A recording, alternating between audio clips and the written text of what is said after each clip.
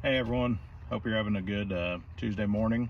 I was off yesterday because of the holiday, so back today and just enjoying this new cold weather, and it's just supposed to get even colder, so hopefully everybody, if you're working outside, is able to stay warm the rest of this week, and if you're inside, then just be thankful that you're inside this week. So today I'm going to be reading out of Nehemiah, and Nehemiah is in the Old Testament. So Nehemiah was an Israelite exile who was a cupbearer to the king of Persia at the time. And a cupbearer is somebody who would taste the food and wine or drink before the king did to make sure it wasn't poisoned. So his job was pretty important, and he had done it long enough that he had gained some favor with the king. And so in the book before Nehemiah, Ezra had rebuilt the city of Jerusalem. And so Nehemiah's brother had come and told him that there was still a lot of work to be done, that the walls hadn't been built, so there was no protection from enemy attacks in the city. And so Nehemiah was able to talk to the king and say he needed to go rebuild these. He had prayed about it to God, and God was guiding him through this. And so the king of Persia said, yeah, and he even sent supplies for it. So pretty awesome guidance of God providing for him and letting the king say yes. But what I want to talk about today is in chapter 6, verses 1 through 9, and I'll go ahead and read that. Sanballat, Tobiah, Geshem, and Arab, and the rest of the enemies found out that I had finished rebuilding the wall and that no gaps remained, though we had not yet set up doors and the gates. So Sanballat and Geshem sent a message asking me to meet them at one of the villages in the plain of Ono.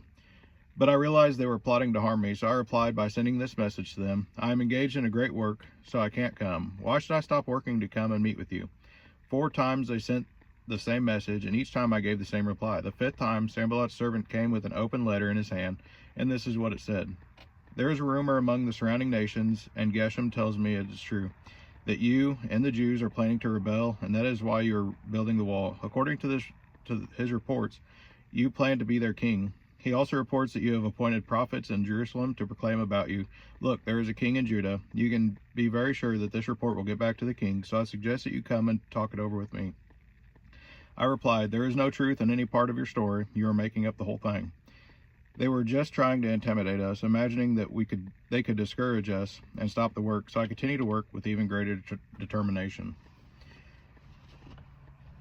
So this is a great lesson for anybody, but this has been a good lesson in our house with our children.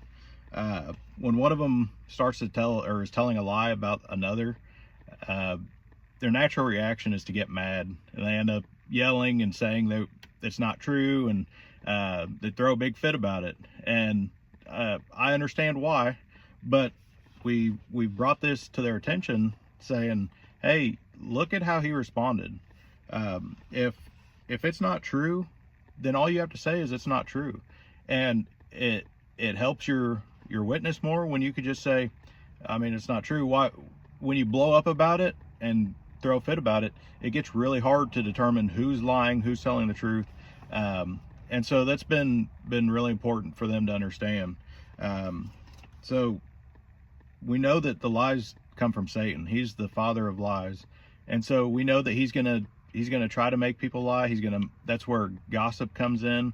And that's why it's very important to not gossip, because most of the time, gossip is half truths or just straight up lies. And so when we gossip, when we spread those things that might not be true, then that comes back to us. So that's why it's important not to do that. So Nehemiah knew that nothing would come of it because because it was false, and he trusted in God to protect him. God had protected him through this whole stage of him rebuilding the walls. Sanballat and Tobiah, they had been after him the whole time, trying to get him to stop doing this. And so, like I said, our flesh wants us to take things into our own hands. But Isaiah 54:17 says, in those coming days, no weapon formed against you shall prosper. You shall silence every voice raised up to accuse you. These are the benefits enjoyed by the servants of the Lord. Their vindication will come from me. I, the Lord, have spoken. We can trust in God to have the final say. We know who wins in the end, and so it's no matter what lies come against us, we can trust in God that He'll take us or He'll guide us through that. And like it says, their vindication will come from the Lord. We don't have to do anything.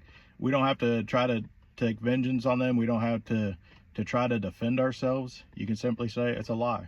So I hope you find encouragement in that today. I hope that's a good lesson. I know it is for me. I know it is for my family. And take some time to read Nehemiah. Take some time to read Ezra. The Old Testament's very important to our faith. And so Nehemiah just has great character, great perseverance, and shows how important it is to pray to God, to trust in Him. So it's a good person to look to as how we should be living our lives. So again, hope you get encouragement from that today, and hope you have a great rest of your Tuesday, and hope to see you tomorrow. If you need any prayers, just reach out, and if not, I'll be praying for you guys anyway.